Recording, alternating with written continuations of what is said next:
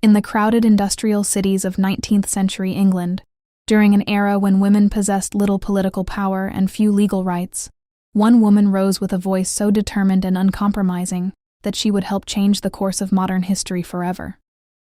Her name was Emmeline Pankhurst. To her supporters, she was courageous. To her critics, she was dangerous. But to millions of women fighting for equality and political representation, she became one of the most powerful symbols of resistance the modern world had ever seen. Born in Manchester, England in 1858, Emmeline Pankhurst entered a society built almost entirely around male authority. Women could not vote in national elections.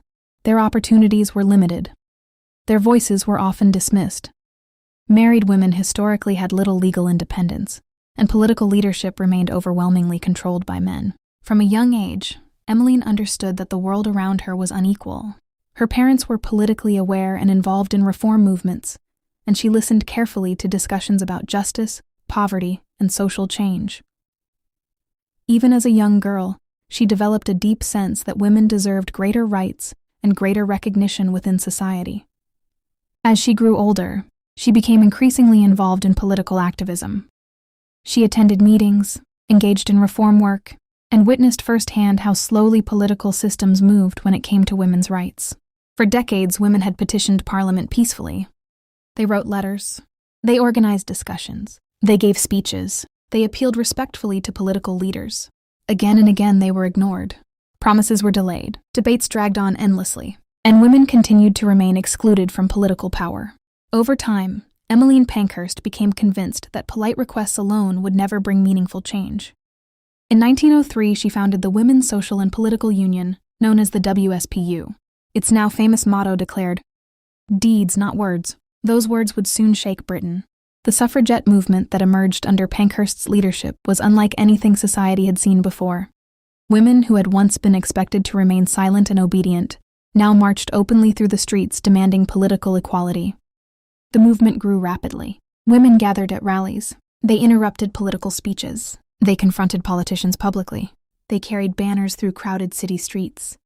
And they refused to quietly disappear back into the background of society. The newspapers closely followed the movement, often portraying the suffragettes as shocking, rebellious, and disruptive. But the women of the movement believed they had reached a breaking point. Many felt that society had ignored women for generations while expecting patience and obedience. Emmeline Pankhurst herself became one of the most recognizable political figures in Britain. She spoke with intensity, intelligence, and fierce determination. Crowds gathered to hear her speeches. Supporters viewed her as a fearless leader, willing to challenge an unjust system no matter the personal cost. As the movement intensified, so did the conflict with the British government. Suffragettes were arrested repeatedly. Police clashed with protesters. Demonstrations turned chaotic. Women were dragged through the streets and imprisoned. But imprisonment did not silence the movement. Inside prison walls, many suffragettes began hunger strikes as an act of protest. They believed they were political prisoners and demanded to be treated as such. The government responded with force-feeding. Women were restrained while tubes were forced into their mouths or noses in order to feed them against their will. The practice became one of the most controversial and disturbing aspects of the suffragette struggle. Reports of force-feeding horrified many members of the public. Some began to sympathize more deeply with the movement after witnessing the suffering these women endured. But the suffragettes themselves became even more determined. Emmeline Pankhurst was arrested multiple times throughout the movement. Yet each time she emerged from prison, she returned to activism with renewed intensity. The suffragettes believed dramatic action was necessary because ordinary political methods had failed them for decades. As frustration grew, some members of the movement turned toward increasingly militant tactics designed to shock the nation and force attention onto women's suffrage. Windows were smashed, buildings were targeted, mailboxes were damaged, political meetings were disrupted, public property was attacked. The movement created enormous controversy across Britain. Critics accused the suffragettes of extremism and lawlessness. Supporters argued that the government itself had created the crisis by refusing to listen peacefully for so many years.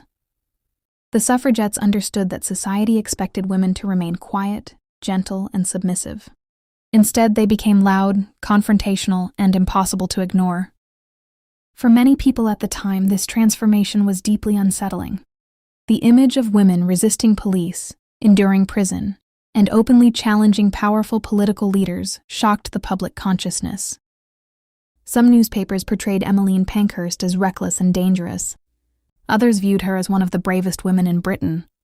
But regardless of opinion, the movement forced the entire nation to confront a question it could no longer avoid. Should women have the right to vote? Then history itself shifted. In 1914, the First World War began. As millions of men went to war, women across Britain stepped into jobs and responsibilities previously denied to them. Women worked in factories, transportation systems, offices, hospitals, and countless other essential roles that kept society functioning during wartime. The war transformed public perception. Women were proving every day that they were capable, resilient, and essential to the nation itself. After years of protest, sacrifice, imprisonment, public ridicule, and struggle, political change finally began to arrive. In 1918, some women in Britain gained the right to vote. It was not yet complete equality, but it represented a historic breakthrough that would have been almost unimaginable decades earlier. For Emmeline Pankhurst and the suffragettes, the victory came after years of relentless resistance. Years later, Britain would finally establish equal voting rights between men and women. Emmeline Pankhurst did not quietly accept the limits society attempted to place upon her.